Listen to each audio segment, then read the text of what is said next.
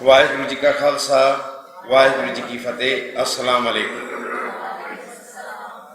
सब तो पहला तो मैं धन्यवाद करदा एहसान नदीम साहब का, जो डायरैक्टर ने Dayal Singh research and cultural forum, भाई जोगा सिंह जी का जोड़े यूके से साढ़े तशरीफ लाए ने, इन्हों का बड़ा योगदान है। Sardar Ramesh Singh ji MPA Punjab assembly, doctor Mujahida Kamran Sahiba, इन्हों का बड़ा योगदान है। होर साढ़े इतने विचेचे पुराने बैठे हैं, हिंदुस्तान की धरती तो जड़ियाँ संगतां साढ़े को बैठिया हैं वो आए हैं, असीं उन्होंने जियां आखते हाँ। अज का जिहड़ा ये गुलदस्ता सजाया गया है, ये बहुत अहमियत का अमल है। पाकिस्तान दे विच मैं विशेष तौर पर गल करांगा।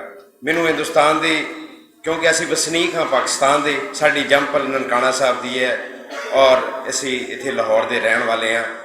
जिन्हें सानू लाहौर का या पाकिस्तान के सभ्याचार का पता है, परले पंजाब के असी पढ़ते जरूर हाँ, लेकिन जिहड़ियां साड़ियां कमियां कुताइयां या जिहड़ियां चीज़ों की सानू निशानदेही करनी चाहिए वह ज़्यादा जानकारी है बजाय चढ़ते पंजाब के। जिस तरह साढ़े भाई साहब ने गल की कोई, वो बारे भी मैं उन्होंने रिस्पोंड कराँगा, लेकिन जिहड़ा साडा विषय है जिहड़ा, उस विषय तो सानू हटना नहीं चाहिए, उस विषय पर सानू बोलना चाहिए। साडा विषय है पंजाबी। मैं बदकिस्मती दे नाल मैनू ये विचार तुहाडे नाल दस दियां, मैनू बीइंग ए सिख और पंजाबी किसी वेले असी शर्म महसूस करते हैं कि असी पंजाबी वास्ते की कर रहे हैं। मैं इस कंट्री, इस पंजाब की गल कर रहे हैं। साढ़े परले पंजाब भी ये वास्ते बहुत उपराले किए जा रहे हैं जोड़े सलाहन योग हैं, लेकिन साढ़े अगर असी इस पंजाब की गल करिए तो इस पंजाबी दे विच, इस पंजाब दे विच पंजाबी नूं असी बोलदे हैं शर्म महसूस करते हैं। घर दे विच असी पंजाबी बोलते हैं। मेरा चूँकि एक कपड़े का बिजनेस है, लेडीज़ मेरे को ज़्यादा आते हैं, वो घर दे विच तो पंजाबी बोलते हैं, जो आते हैं साढ़े को उर्दू बोलते हैं। मैं उन्होंने कहना कि नहीं, माँ भावें गोरी होवे, काली होवे, कुचज्जी होवे, जिद्दां दी होवे, माँ तो माँ ही होती है।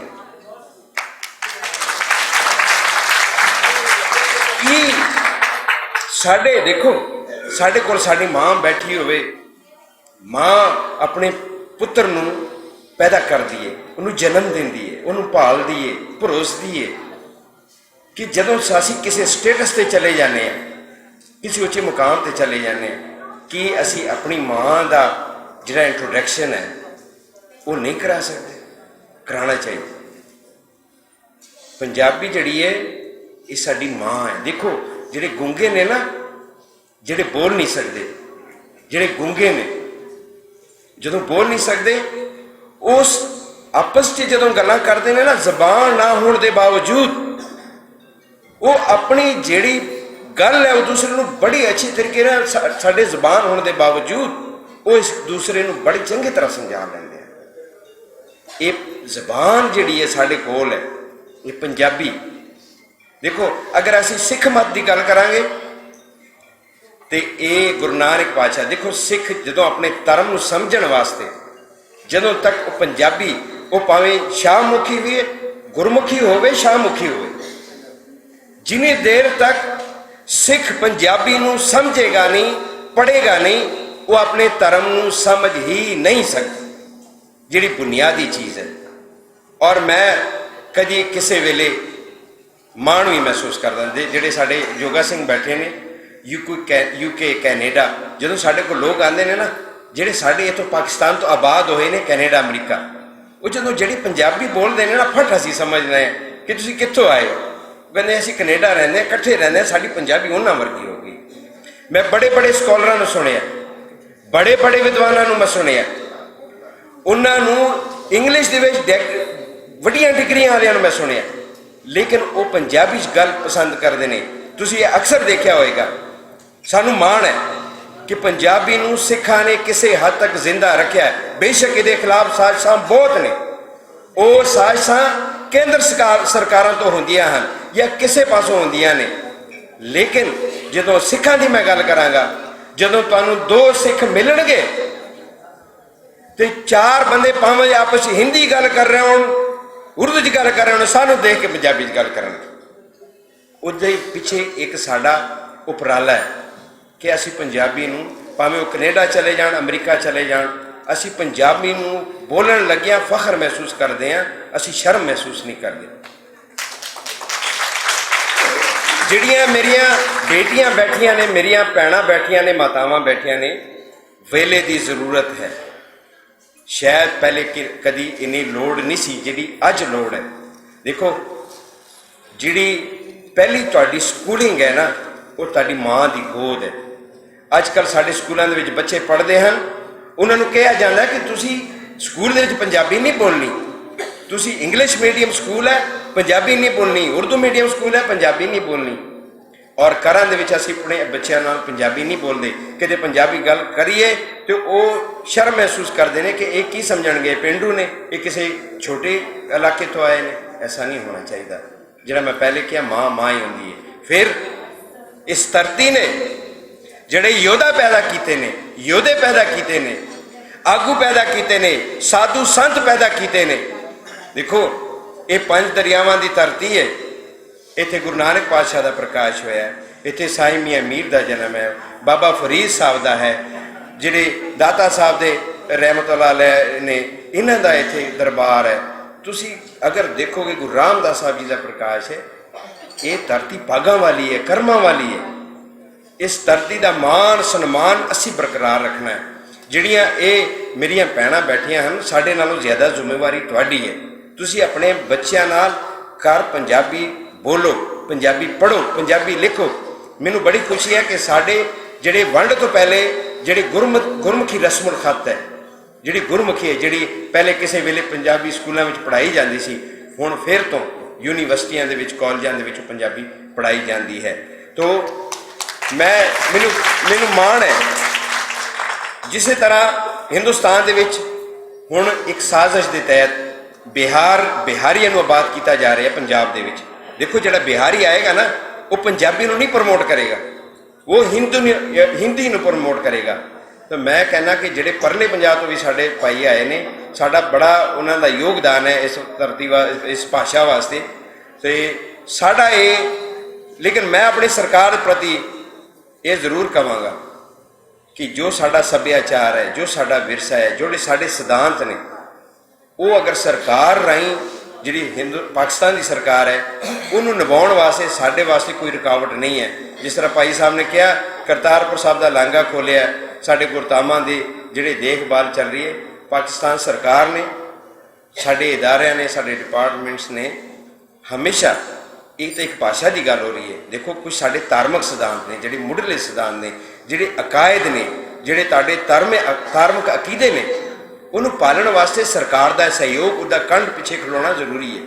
ਲੇਕਿਨ ਅਸੀਂ ਪਾਕਿਸਤਾਨ ਦੇ ਵਿੱਚ ਸਾਡੀ ਗਿਣਤੀ ਸਾਰੀ 20 ਤੋਂ 25 ਹਜ਼ਾਰ ਦੇ ਦਰਮਿਆਨ ਹੋਈ। ਲੇਕਿਨ ਸਿੱਖ ਇੱਥੇ ਦਾ ਰਹਿਣ ਵਾਲਾ ਰਾਜ ਕਰ ਰਿਹਾ।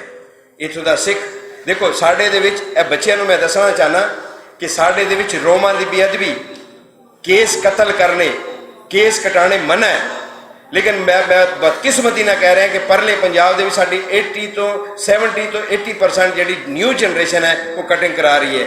ਮੈਂ ਇਹਨਾਂ ਨੂੰ ਇਹ ਚੈਲੰਜ ਕਰਨਾ ਕਿ ਮੁਸਲਿਮ ਦੇਸ਼ ਦੇ ਵਿੱਚ, ਪਾਕਿਸਤਾਨ ਦੇ ਵਿੱਚ ਕੋਈ ਸਿੱਖ ਤੁਹਾਨੂੰ ਜਿਹੜਾ ਸਿੱਖ ਕੇਸਾਂ ਦੀ ਬੇਅਦਬੀ ਕਰਨ ਵਾਲਾ ਨਹੀਂ ਮਿਲੇਗਾ। ਫਿਰ ਮੈਨੂੰ ਗਿਲਾ ਹੈ ਕਿ ਦੇਖੋ, ਇਹਨਾਂ ਚੀਜ਼ਾਂ ਨੂੰ ਖਰਾਬ ਕਰਨ ਵਾਸਤੇ ਸਰਕਾਰਾਂ ਪਲੈਨਿੰਗ ਕਰਦੀਆਂ ਨੇ। ਜਿਵੇਂ ਕਿ ਸਾਡੇ ਪਰਲੇ ਪੰਜਾਬ ਦੇ ਵਿੱਚ ਅੱਧਾ ਪੰਜਾਬ ਨਸ਼ੇ ਨਾਲ ਡੁੱਬਿਆ, ਤਰ੍ਹਾਂ ਦੇ ਨਸ਼ੇ ਕਰ ਰਹੇ ਨੇ। ਦਿੱਲੀ ਦੇ ਵਿੱਚ ਅਗਰ ਸ਼ਰਾਬ ਮਿਲਦੀ ਹੈ ਤਾਂ ਸਰਕਾਰੀ ਠੇਕੇ ਤੋਂ ਮਿਲਦੀ ਹੈ, ਔਰ ਪੰਜਾਬ 'ਚ ਕੰਟੀਨ ਤੋਂ ਵੀ ਮਿਲ ਸਕਦੀ ਹੈ। ਤੇ ਇਹਦਾ ਅਸੀਂ ਕੀ ਮਤਲਬ ਸਮਝੀਏ ਕਿ ਤੁਹਾਡਾ ਸੱਭਿਆਚਾਰ, ਤੁਹਾਡੇ ਧਰਮ ਤੋਂ, ਤੁਹਾਡੀ ਬੋਲੀ ਤੋਂ ਤੁਹਾਨੂੰ ਦੂਰ ਕੀਤਾ ਜਾ ਰਿਹਾ ਹੈ। ਸੋ ਮੈਂ ਇਹ ਬੇਨਤੀ ਕਰਾਂਗਾ, ਜਿਸ ਤਰ੍ਹਾਂ ਅਸੀਂ ਇੱਕ ਮੁਸਲਮਾਨ ਦੇਸ਼ ਦੇ ਅੰਦਰ ਪੂਰੇ ਸਿੱਖਾਂ, ਪੰਜ ਕਕਾਰ ਦਾ ਤਾਰ ਨਹੀਂ ਸਿੱਖ ਮਿਲੇਗਾ ਤੁਹਾਨੂੰ। ਕਿ ਜਿਸ ਦੇਸ਼ ਨੂੰ ਅਸੀਂ ਆਪਣਾ ਮੰਨਦੇ ਹਾਂ, ਜਿਸ ਦੇਸ਼ ਵਾਸਤੇ ਪੰਜਾਬੀਆਂ ਨੇ ਆਪਣੇ 3-3, 4-4 ਨਸਲਾਂ ਵਾਰ ਦਿੱਤੀਆਂ ਨੇ, ਉਸ ਦੇਸ਼ ਦੇ ਵਿੱਚ ਸਾਡਾ ਧਰਮ ਆਜ਼ਾਦ ਹੈ। ਮੈਂ ਪਾਕਿਸਤਾਨ ਦੀ ਗੱਲ ਕਰਾਂਗਾ, ਮੈਂ ਪਾਕਿਸਤਾਨੀ ਹਾਂ, ਮੈਨੂੰ ਮਾਣ ਹੈ ਪਾਕਿਸਤਾਨੀ ਹੋਣ ਦੇ ਨਾਤੇ, ਕਿਉਂਕਿ 2000 ਕਰੋੜ करतारपुर साहब कॉरीडोर के उत्ते लाया। मैं ज़ाती तौर पर साढ़े MPA साहब सारे असी 18 महीने ये लांघा बंद रहा, साड़ी सरकार ने खोल दिता, वो नहीं सी खोलते। ये होंदा है किसी कौम नूं सिर दे उत्ते रखण वास्ते, ये होंदा है किसी कौम नूं मान सन्मान देना। मैं देखो भाई वीर ने मेरे को कहा कि असी धन्नवादी हाँ, किसानों का धरना लगा। वो भाई 1000 तो वध कीमती जाना जाया हुई ने। ये मोदी नूं अगर ख्याल आना सी ते पहले ख्याल नहीं आया।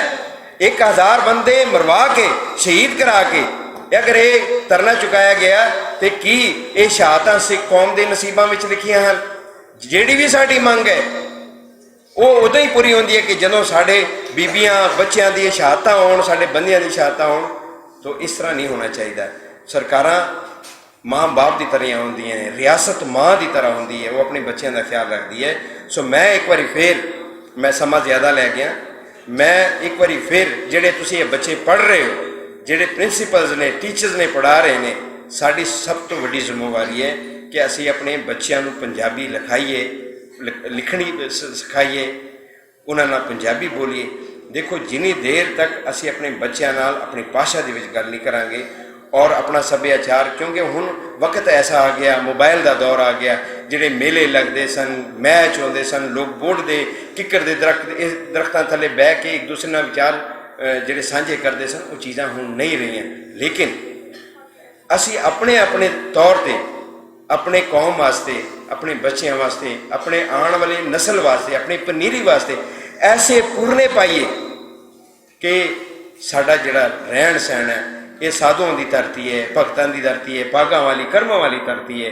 इस धरती के नाल साडा संबंध तां ही जुड़िया जा रह सकता है कि असी उन्हां साधुआं संतां उन्हां फकीरां की बोली समझिए, उस बोली नूं ना भुलिए। सो मैं एक बार फिर एहसान नदीम साहब का बहुत धन्यवाद करदा। और तुसी बधाई के पात्र हो डॉक्टर साहब, तुसी बधाई के पात्र हो। तुसी एक गुलदस्ता सजाया और तुसी जिहड़ा सहयोग जो योगदान पाया पंजाबी वास्ते, तुसी वेले कवेले प्रोग्राम करते हो, तुसी बधाई के पात्र हो। मैं सारे मेहमान जिन्हों का मैं नाम नहीं लै सकिया, विशेष तौर पर जिहड़े हिंदुस्तान की धरती तो आए हैं, उन्होंने मैं धन्यवाद भी करदा। मैनूं पता है तुहाडे कोल आखिरी दिन है लाहौर च रहने वास्ते, कल तुसी करतारपुर साहब जाना। सो मेरी कोशिश है कि प्रोग्राम असी जल्दी जरा ना कंक्लूड करिए, ताकि तुसी अगर बाजार या किते जाना चाहते जरूर जाओ। तो मैं एक बार फिर गौरमेंट ऑफ पाकिस्तान वालों, अवेक्यू ट्रस्ट प्रॉपर्टी बोर्ड वालों और सारे इदारे वालों तू जो अगर कोई तंगी पेशी कोई मसले होए उन्होंने खिमा की भी जा चुका। और तू इस धरती पर हमेशा पाकिस्तान दीयां जड़ियां बावां ने वो हमेशा तुहाडे वास्ते खुलियां ने। पाकिस्तान का जिहड़ा ये धरती है, ये सिखां दा अपना घर है। जिस तरह उन्होंने कहा सानू फील होंदा है, तुहानू फील होंदा है, असी तुहानू हकीकत दस रहे कि असी इत्थे रह रहे हैं और असी एक बादशाहां की तरह जिंदगी गुजार रहे हैं। सो हमेशा मैं करांगा कि तुसी हमेशा आओ। पाकिस्तान के बूहे पूरी दुनिया च रहने वाले सिखां वास्ते, हर बंदे वास्ते खेड़े मते ना खोले ने। हमेशा आओ। होइयां भुल चुकां दी खिमा। वाहिगुरू जी का खालसा, वाहिगुरू जी की फतेह।